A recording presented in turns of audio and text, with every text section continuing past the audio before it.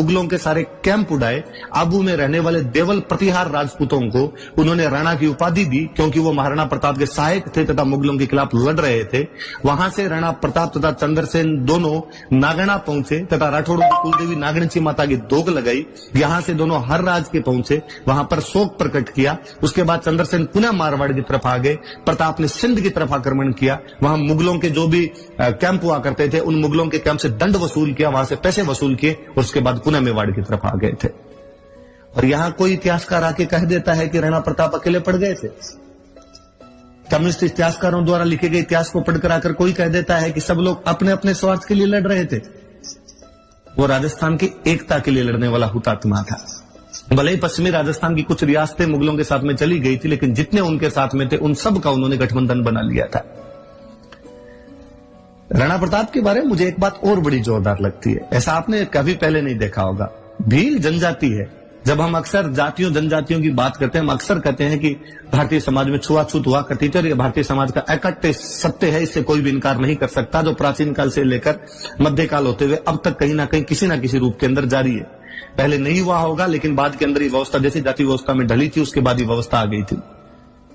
उस एक भील जनजाति को जो समाज की मुख्य धारा के अंदर शामिल नहीं थी, उसको मेवाड़ के संघर्ष में शामिल कर देना क्या नहीं बताता कि वह राजा मध्यकाल में कितना बड़ा समाज सुधारक था। मुझे इस बात की बड़ी पीड़ा और ठेस रहती है हमेशा कि महाराणा प्रताप को किस तरह हमने हल्दी घाटी के युद्ध में बांध कर रख दिया है। हमें तीसरी क्लास से एक ही बात पढ़ाई गई कि महाराणा प्रताप एक बहुत बड़े योद्धा थे और उन्होंने हल्दी घाटी का युद्ध लड़ा था। कम्युनिस्ट इतिहासकार तो फिर यहां तक कहेंगे कि हल्दी घाटी युद्ध में प्रताप हार भी गए थे, पर चूंकि उन्होंने संघर्ष किया था इसलिए तुम उनको पढ़ लो। मैं आगे उस बात पर तो बाद में जाऊंगा, मैं पहले इस बात पर पुनः आता हूं कि यह तो कल्पना भी नहीं की जा सकती ना कि उस युद्ध के माहौल के अंदर प्रताप ने कहा होगा कि भील अलग खड़े होंगे, हम बाकी लोग अलग खड़े होंगे, या इनके पानी और खाने की व्यवस्था अलग की जानी चाहिए और हमारे पानी और खाने की व्यवस्था अलग की जानी चाहिए। यकीनन भीलों के साथ कंधे से कंधा मिलाकर लड़े होंगे। एक समाज की मुख्य धारा से कटी हुई एक जाति को यदि समाज के साथ जोड़ रहा था, यकीन वो सर्वोदय के सिद्धांत को लागू कर रहे थे कि सबका साथ सबका विकास आवश्यक है। एक जनजाति लुहार जो लोहे के हथियार बनाया करती थी, राणा प्रताप के साथ में क्या कसम खाती है कि जब तक प्रताप ने कहा कि जब तक हम मेवाड़ को आजाद नहीं करवा लेंगे, एक जगह टिक कर नहीं बैठेंगे, अच्छा खाना नहीं खाएंगे, अच्छी जगह सोएंगे नहीं, हम हमेशा संघर्ष करते रहेंगे। और वो लोहार प्रताप के साथ में वो सेम कस्में खाते हैं। आज दिन तक वो जनजाति गाड़िया लोहारों के रूप में जानी जाती है। 47 में आजादी के बाद जवाहरलाल नेहरू प्रधानमंत्री चित्तौड़ के अंदर सम्मेलन करते हैं, लोहारों को बुलाते और उन्हें कहते हैं कि अब हम आजाद हो चुके हैं, राणा प्रताप का सपना साकार हो चुका है, अब तो प्लीज घर बनाकर रहिए। लोहार आज भी कहीं ना कहीं घूम रहे हैं राणा प्रताप की उस प्रतिज्ञा को, उन शपथ को लिए हुए। विश्व के इतिहास में मुझे कोई दूसरा राजा बताइए आप इस प्रकार का, जो इस प्रकार जनता के अंदर लोकप्रिय रहा होगा कि जनता उसे इस प्रकार आत्मसात हो गई थी। उदयपुर राजधानी हुआ करती थी मेवाड़ की, लेकिन वो संघर्ष के दिन थे। आज आप गोगुंदा रह रहे हो, कल आप कुंभलगढ़ जाओगे, परसों आप मोही जाओगे, अगले दिन मदारिया जाओगे, अगले दिन आवरगढ़ रहोगे, अगले दिन आप मायरा जाओगे, अगले दिन आप कोल्यारी जाओगे, अगले दिन आप चावंड जाओगे।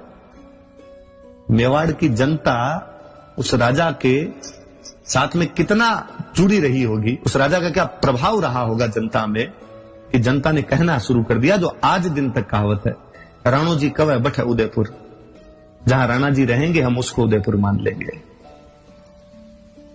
भारत में मैं हमेशा कहता हूं कि बाकी जो लड़ाइयां हैं, मुझे कोई पूछे कि त्राइन का युद्ध किसके बीच में हुआ, मैं यकीनन कहूंगा कि पृथ्वीराज चौहान की सेना और गौरी की सेना के बीच। खानवा का युद्ध किसके बीच में हुआ कि सांगा की सेना और बाबर की सेना के बीच। प्रताप के समय का संघर्ष जो है मेवाड़ के जन जन का संघर्ष है। ये राजा का अपने जनता में विश्वास है, ये जनता का अपने राजा में विश्वास है कि वो राजा के साथ में इस कदर आकर खड़ी हो गई थी।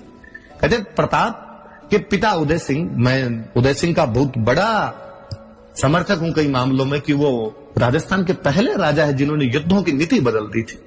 राजस्थान के पहले के सारे युद्ध किलों में लड़े जाते थे कि हम किले में बैठकर लड़ेंगे, और यदि दुश्मन कभी किला घेर लिया करता था तो अन्न और जल समाप्त होने के बाद में आपके पास साके के अतिरिक्त कोई इलाज ही नहीं बचता था। राणा उदय सिंह वो राजस्थान के पहले राजा है जिन्होंने लड़ाइयों का रुख किलों से पहाड़ों की तरफ मोड़ दिया था और कहा पहाड़ घेर के दिखाओ। देखे हमारी जब भौगोलिक परिस्थितियां इस प्रकार की है कि इन पहाड़ों में रह सकते हैं तो आप पहाड़ घेर के दिखाइए। राणा उदय सिंह की उसी नीति को आगे चलकर राणा प्रताप कंटिन्यू करते हैं और आगे चलकर उनके भी काफी पीढ़ी बाद उन्हीं का एक परिवार का वंशज महाराज छत्रपति शिवाजी महाराष्ट्र में इन्हीं विधियों को बाद में लागू करते। कहते प्रताप ने जब पहाड़ों की लड़ाई का रास्ता चुना तो उन्होंने मेवाड़ की पूरी जनता को पहाड़ों में शिफ्ट कर दिया था, ताकि मुगलों को जब वो मेवाड़ के अंदर आए तो किसी भी गांव से रसद पानी ना मिले, किसी भी गांव से उनको अनाज की प्राप्ति ना हो।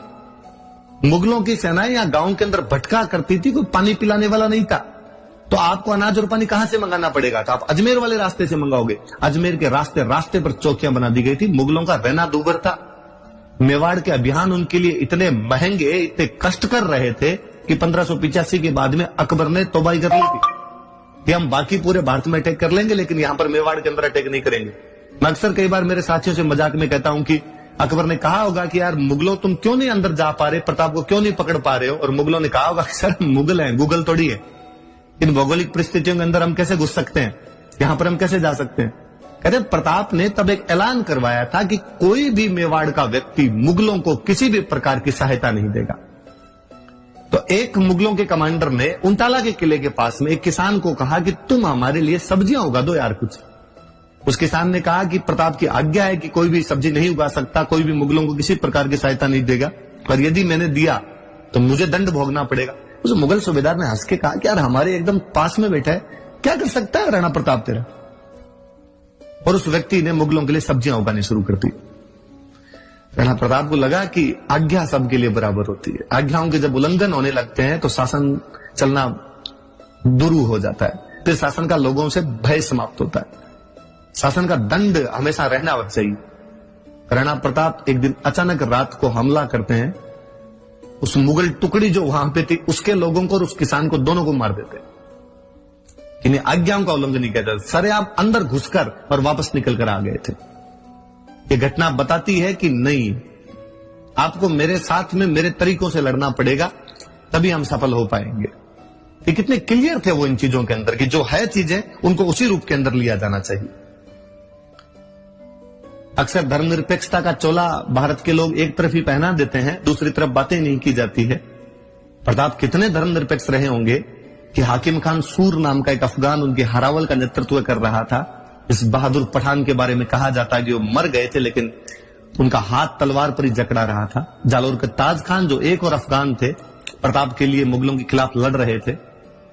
यही क्यों, भामाशाह और ताराचंद दोनों भाई जैन थे। नासिरुद्दीन नाम का चित्रकार उनके दरबार में एक मुसलमान हुआ करता था। यकीनन वो अकबर की सांप्रदायिक सोच, जो उसकी हिंदू विरोधी नीतियां थी, उसके खिलाफ थे, वो किसी धर्म के खिलाफ नहीं थे सीधे सीधे तौर पर हां, यदि तुम हमारे धर्म को हानि पहुंचाओगे तो हम हिंदुआ सूरज कहलाते हैं, उसके लिए लड़ना हमारा स्वाभाविक सी बात है, उसके लिए हम लड़ेंगे। हल्दी घाटी युद्ध पर मैं पुनः आता हूं। अक्सर ज्यादातर बातें हल्दी घाटी युद्ध की जाती है।